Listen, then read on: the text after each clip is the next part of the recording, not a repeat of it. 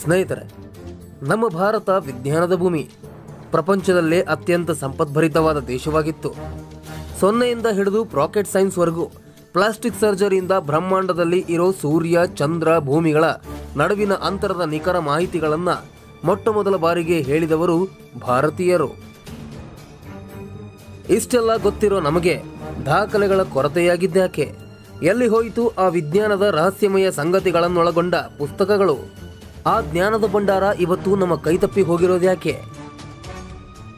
ಅದು ಗೊತ್ತಾಗಬೇಕಾದ್ರೆ ಪ್ರಪಂಚದ ಅತ್ಯಂತ ಮಹಾನ್ ವಿಶ್ವವಿದ್ಯಾಲಯದ ಬಗ್ಗೆ ತಿಳ್ಕೊಳ್ಳೇಬೇಕು.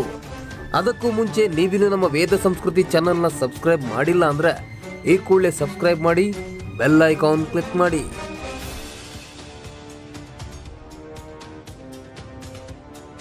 ಅದು 12ನೇ ಶತಮಾನದಲ್ಲಿ ನಡೆದ ಅತ್ಯಂತ ಅನಾಗರಿಕ ಘಟನೆ. ಇಡೀ ಭಾರತ ಕಣ್ಣೀರಿಟ್ಟ ಗಳಿಗೆ.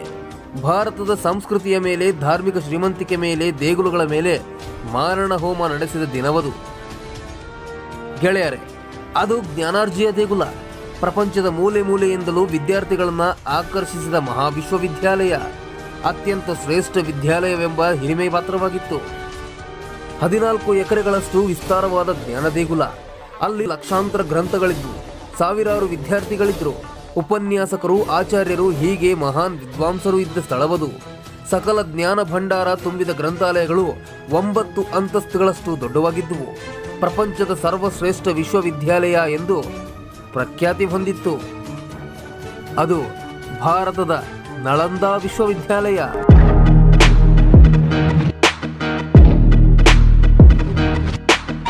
ನಳಂದ ಸಾಕಷ್ಟು ಜನ ಈಗಾಗಲೇ ಕೇಳಿರೋ ಹೆಸರಿದು. ಇವತ್ತಿನ ಬಿಹಾರದ ರಾಜಧಾನಿ ಪಾಟ್ನಾದಿಂದ 55 ಮೈಲಿ ದೂರದಲ್ಲಿರೋ ಅತ್ಯಂತ ಪ್ರಸಿದ್ಧ ಹಾಗೂ ಸುವಿಶಾಲ ವಿಶ್ವವಿದ್ಯಾಲಯ ನಳಂದ. ಸಾಕ್ಷಾತ್ ಸರಸ್ವತಿ ಅಲ್ಲೇ ನೆಲೆಸಿದ್ದಾಳೆ ಅನ್ನುವಷ್ಟು ಆ ಜ್ಞಾನದ ವೈಭವ ಅಲ್ಲಿತ್ತು. ರತ್ನಸಾಗರ, ರತ್ನಬೋಧಿ, ರತ್ನರಂಜಕ ಎಂಬ 3 ಬೃಹತ್ ಭವನಗಳಿದ್ವು. ಇತಿಹಾಸದಲ್ಲೇ ಮೊದಲ ಬಾರಿಗೆ ವಸತಿ ಸೌಕರ್ಯಗಳನ್ನು ತೋರಿಸಿಕೊಟ್ಟ ಪ್ರಯೋಗಾತ್ಮಕ ವಿಶ್ವವಿದ್ಯಾಲಯ ಈ ನಳಂದ.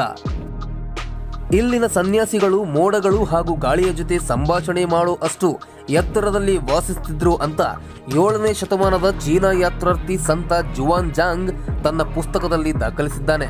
ಅಂದ್ರೆ ಅಂದಿನ ಕಾಲದಲ್ಲೇ ನಮ್ಮಲ್ಲಿ ಗಗನಚುಂಬಿ ಕಟ್ಟಡಗಳಿದ್ವು. ಬೌದ್ಧ ಪ್ರಣೀತರಿಗೆ ಧ್ಯಾನ ಮಾಡುವ ಪ್ರಾಶಸ್ಥಳವಾಗಿತ್ತು ಈ ನಳಂದ. ಈ ವಿಶ್ವವಿದ್ಯಾಲಯನ ಸ್ಥಾಪಿಸಿದ್ದು ಮೌರ್ಯ ವಂಶದ ಚಕ್ರವರ್ತಿ ಅಶೋಕ ಹಾಗೂ ಅಖಂಡ ಭಾರತದ ಸಾಮ್ರಾಜ್ಯ ಗುಪ್ತ ಸಾಮ್ರಾಜ್ಯದ ರಾಜ ಕುಮಾರಗುಪ್ತ. ಈ ಕುಮಾರಗುಪ್ತನನ್ನ ಶಕ್ರಾದಿತ್ಯ ಅಂತ ಕರೆಯಲ್ಪಡ್ತಿದ್ರು. ಅಶೋಕನಿಂದ ನಿರ್ಮಿಸಲ್ಪಟ್ಟ ಈ ವಿಶ್ವವಿದ್ಯಾಲಯದಲ್ಲಿ ಕುಮಾರಗುಪ್ತ ವಸತಿ ಗೃಹಗಳು, ಮಠಗಳನ್ನು ನಿರ್ಮಿಸಿದ್ದ. ಬೌದ್ಧ ಸಾಮ್ರಾಟರಾದ ಹರ್ಷ ಹಾಗೂ ಪಾಲರ ಸಾಮ್ರಾಜ್ಯದ ಆಳ್ವಿಕೆಯಲ್ಲಿ ಪ್ರವರ್ಧಮಾನದಲ್ಲಿತ್ತು. ಉತ್ತುಂಗ ಸ್ಥಿತಿಯಲ್ಲಿ ಈ ವಿಶ್ವವಿದ್ಯಾಲಯ ಚೀನಾ, ಗ್ರೀಕ್, ಜಪಾನ್, ಪರ್ಷಿಯಾದಂತಹ ದೂರಗಳ ಪಂಡಿತರು ಹಾಗೂ ವಿದ್ಯಾರ್ಥಿಗಳನ್ನು ಆಕರ್ಷಿಸಿತ್ತು. ವಸತಿ ಗೃಹಗಳು, ಮಠಗಳು, ವಿಹಾರ ಸ್ಥಳಗಳು ಹೀಗೆ ಸುಸಜ್ಜಿತ ವ್ಯವಸ್ಥೆಯಲ್ಲಿದ್ದ ಈ ವಿಶ್ವವಿದ್ಯಾಲಯದಲ್ಲಿ 2000ಕ್ಕೂ ಹೆಚ್ಚು ಉಪನ್ಯಾಸಕರಿದ್ರು, 10,000ಕ್ಕೂ ಹೆಚ್ಚು ವಿದ್ಯಾರ್ಥಿಗಳಿದ್ರು. 5ನೇ ಶತಮಾನದಲ್ಲಿ ಸ್ಥಾಪಿಸಲ್ಪಟ್ಟ ಈ ನಳಂದ ಬೌದ್ಧ ಕಾಲಕ್ಕಾಗಲೇ ಸಾಕಷ್ಟು ಪ್ರಭಾವಶಾಲಿ ಹಾಗೂ ಸಮೃದ್ಧಿಯಿಂದ ಕೂಡಿತ್ತು. ಆವತ್ತಿನ ಖ್ಯಾತ ವಿಶ್ವವಿದ್ಯಾಲಯಗಳಾಗಿದ್ದ ವಿಕ್ರಮಶೀಲ, ಓದಂತುಪುರಿ, ಜಗ್ಗದಲ ಜೊತೆಗೆ ಶ್ರೇಷ್ಠ ಸಂಪರ್ಕವನ್ನ ಹೊಂದಿತ್ತು. ಪಂಡಿತರು, ಹಿರಿಯ ಪ್ರಾಚಾರ್ಯರು ಒಂದು ಸ್ಥಾನದಿಂದ ಇನ್ನೊಂದು ಸ್ಥಾನಕ್ಕೆ ವರ್ಗಾವಣೆ ಆಗುವಷ್ಟು ಶಿಕ್ಷಣ ವ್ಯವಸ್ಥೆ ಪದ್ಧತಿ ಅಲ್ಲಿತ್ತು. ಖಗೋಳ ವಿಜ್ಞಾನ, ಭೂಗೋಳ, ಸಂಸ್ಕೃತ, ವ್ಯಾಕರಣಶಾಸ್ತ್ರ, ಭಾಷಾಶಾಸ್ತ್ರ, ವೇದಶಾಸ್ತ್ರ, ದೇವಶಾಸ್ತ್ರ, ಲೋಹಶಾಸ್ತ್ರ, ಆಯುರ್ವೇದ, ಜ್ಯೋತಿಷ್ಯ, ಲೆಕ್ಕಶಾಸ್ತ್ರ, ವಿಶ್ವದ ನಾನಾ ಭಾಗಗಳ ಇತಿಹಾಸ, ಹೀಗೆ ಹಲವಾರು ವಿಷಯಗಳ ಬಗ್ಗೆ ಅಧ್ಯಯನ ಹಾಗೂ ಸಂಶೋಧನೆ ನಡೆಯುತ್ತಿತ್ತು. ಇಷ್ಟೆಲ್ಲ ಪ್ರಸಿದ್ಧ ವೈಭವದಿಂದ ಕೂಡಿದ್ದ ವಿಶ್ವವಿದ್ಯಾಲಯ ಅನೇಕ ಪಂಡಿತರನ್ನ, ವಿದ್ವಾಂಸರನ್ನ ಈ ದೇಶಕ್ಕೆ ಕೊಡ್ತು. ಆದರೆ ಇಂತಹ ಜ್ಞಾನ ದೇಗುಲವಾದ ನಳಂದ ವಿಶ್ವವಿದ್ಯಾಲಯದ ಮೇಲೆ ಕರಿಮೋಡದಂತೆ ಅಪ್ಪಳಿಸಿದ್ದು ಟರ್ಕಿಯ ಮತಾಂಧ ಕ್ರೂರ ಅರಸ ಬಖ್ತಿಯಾರ್ ಖಿಲ್ಜಿ. ಆವತ್ತಿಗೆ ಬೆಂಗಾಲ್ ಹಾಗೂ ಉತ್ತರ ಭಾಗದ ಸೇರಿದ ಅನೇಕ ಭಾಗಗಳಲ್ಲಿ ವ್ಯಾಪಿಸಿದ್ದ ಬೌದ್ಧ ಧರ್ಮವನ್ನ ನಾಶ ಮಾಡಿ ಭಾರತಕ್ಕೆ ಮಾಂಸಭಕ್ಷಕರನ್ನ ಸೃಷ್ಟಿಸುವ ಮೂಲಕ ಇಸ್ಲಾಂ ಧರ್ಮವನ್ನ ಸ್ಥಾಪಿಸಿದ್ದು ಈ ಅಹಂಕಾರ ರೂಪಿ ಬಖ್ತಿಯಾರ್ ಖಿಲ್ಜಿ. ಇದು ಭಾರತದಲ್ಲಿ ಬೌದ್ಧ ಧರ್ಮದ ಅವನತಿಯ ಕಾಲ ಅಂತ ಪರ್ಷಿಯನ್ ಇತಿಹಾಸಕಾರ ಮಿನ್ಹಾಜ್ ಐ ಸಿರಾಜ್ ತಾನು ಬರೆದ ಪುಸ್ತಕ ತಬಾಕತ್ ಐ ನೈಸರಿ ಪುಸ್ತಕದಲ್ಲಿ ದಾಖಲೆ ಮಾಡಿದ್ದಾನೆ. ವಿಕೃತ ಮನಸ್ಸಿನ ಅಸುರ ಬಖ್ತಿಯಾರ್ ಖಿಲ್ಜಿ ಮತ್ತು ಅವನ ತಂಡ ನಳಂದ ವಿಶ್ವವಿದ್ಯಾಲಯದ ಮೇಲೆ ಬೆಂಕಿ ಹಚ್ಚಿಬಿಟ್ರು. ಬೌದ್ಧ ಭಿಕ್ಕುಗಳನ್ನು ಜೀವಂತ ಸುಡಲಾಯಿತು. ಆಚಾರ್ಯರು ಪಂಡಿತರ ಶಿರಚ್ಛೇದ ಮಾಡಲಾಯಿತು. ಅಲ್ಲಿನ ವಿದ್ಯಾರ್ಥಿಗಳ ಕಣ್ಣುಗಳನ್ನು ಕಿತ್ತು ಕಾಡು ಮೃಗಗಳಿಗೆ ಆಹಾರ ಮಾಡಿದರು. ನಳಂದ ವಿಶ್ವವಿದ್ಯಾಲಯಕ್ಕೆ ಹತ್ತಿದ ಬೆಂಕಿ ಸುಮಾರು 3 ರಿಂದ 6 ತಿಂಗಳುಗಳ ಕಾಲ ಧಗಧಗಿಸಿತ್ತು ಅಂತ ಬರಿತಾನೆ ಮಿನ್ಹಾಜ್ ಐ ಸಿರಾಜ್. ಕಟ್ಟಡಗಳನ್ನು ಧ್ವಂಸ ಮಾಡಿ ಮಠ ಮಂದಿರಗಳನ್ನು ನಾಶ ಮಾಡಿಬಿಟ್ರು. ಅಲ್ಲಿದ್ದ ಕೆಲ ವಿದ್ಯಾರ್ಥಿಗಳು ಜೀವ ಉಳಿದರೆ ಸಾಕು ಅಂತ ಪಲಾಯನ ಮಾಡಿದ್ರು. ಈ ಅಗ್ನಿ ದುರಂತದಲ್ಲಿ ಹಸ್ತಪ್ರತಿಗಳು, ಸಂಶೋಧನಾ ಗ್ರಂಥಗಳು ಸುಟ್ಟು ಬೂದಿಯಾಗುವುದರ ಜೊತೆಗೆ ಭಾರತದ ಬಹುದೊಡ್ಡ ಜ್ಞಾನ ಭಂಡಾರವೇ ನಾಶವಾಗಿ ಹೋಯಿತು. ನಳಂದ ವಿಶ್ವವಿದ್ಯಾಲಯದ ನಾಶದ ಬೆನ್ನಲ್ಲೇ ಓದಂತಿಪುರ, ವಿಕ್ರಮಶೀಲ ವಿಶ್ವವಿದ್ಯಾಲಯಗಳ ಮೇಲೆ ದಾಳಿ ಮಾಡಿ ಅವುಗಳನ್ನು ನಾಶ ಮಾಡಿಬಿಟ್ಟ ಈ ಪರ್ಷಿಯನ್ ಅನಾಗರಿಕ ಭ್ರಷ್ಟ ಮತಾಂಧ ಬಖ್ತಿಯಾರ್ ಖಿಲ್ಜಿ. 1193 ನಳಂದ ಅಗ್ನಿ ದುರಂತಕ್ಕೆ ಆಹುತಿಯಾಗುವ ಮೂಲಕ ಇತಿಹಾಸದ ಪುಟ ಸೇರಿಕೊಳ್ತು. ಇಷ್ಟೆಲ್ಲ ಆದ್ಮೇಲೂ ತನ್ನ ದಂಡಯಾತ್ರೆಯನ್ನ ಟಿಬೆಟ್ವರೆಗೂ ಮುಂದುವರೆಸ್ತಾನೆ. ಆದರೆ ವಿಶ್ವ ಸುಂದರ ದೇವ ಅಂತ ಕರೆಸಿಕೊಳ್ಳಲ್ಪಡ್ತಿದ್ದ ಟಿಬೆಟ್ನ ಅರಸ ರಾಜ ಪೋತಿಯ ವಿರುದ್ಧ ಸೋಲನ್ನ ಕಾಣ್ತಾನೆ.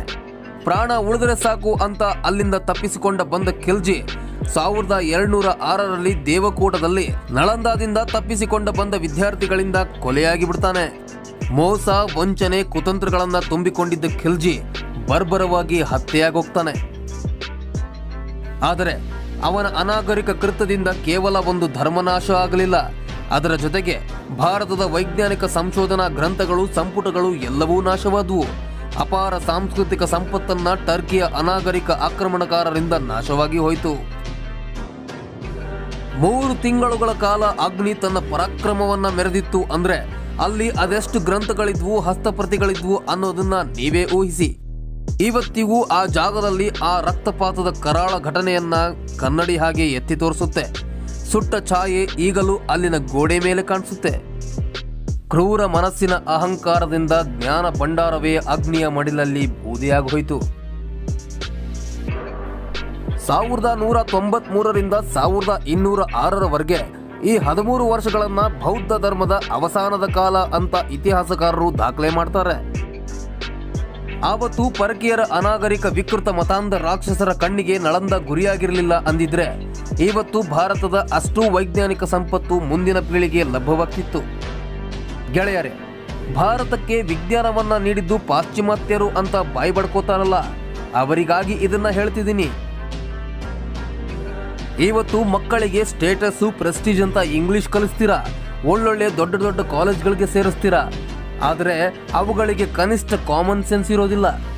ನಮ್ಮ ದೇಶದ ಜ್ಞಾನ, ಕಲೆ, ಸಂಸ್ಕೃತಿ ಬಗ್ಗೆ ಒಲವಿರಲ್ಲ. ದೇಶದ ಚರಿತ್ರೆಯ ಬಗ್ಗೆ ಗೊತ್ತಿಲ್ಲದವರು ದೇಶವನ್ನ ಮುನ್ನಡೆಸಲಾರರು. ಇದನ್ನ ಎಲ್ಲರೂ ಗಮನದಲ್ಲಿಟ್ಟುಕೊಳ್ಳಿ. ಅಂದು ವೇದಗಳನ್ನ ತಿರಸ್ಕರಿಸಿದವರೇ ಇಂದು ವೇದಗಳ ಹಿಂದೆ ಓಡೋಡಿ ಬರುತ್ತಿದ್ದಾರೆ. ಅರಿತುಕೊಳ್ಳಿ ಭಾರತೀಯರೇ. ಮತ್ತಷ್ಟು ಕುತೂಹಲಕಾರಿ ವಿಷಯಗಳೊಂದಿಗೆ ಮತ್ತೆ ಸಿಗ್ತೀನಿ. ಅಲ್ಲಿಯವರೆಗೆ ಜೈ ಹಿಂದ್, ಜೈ ಕರ್ನಾಟಕ.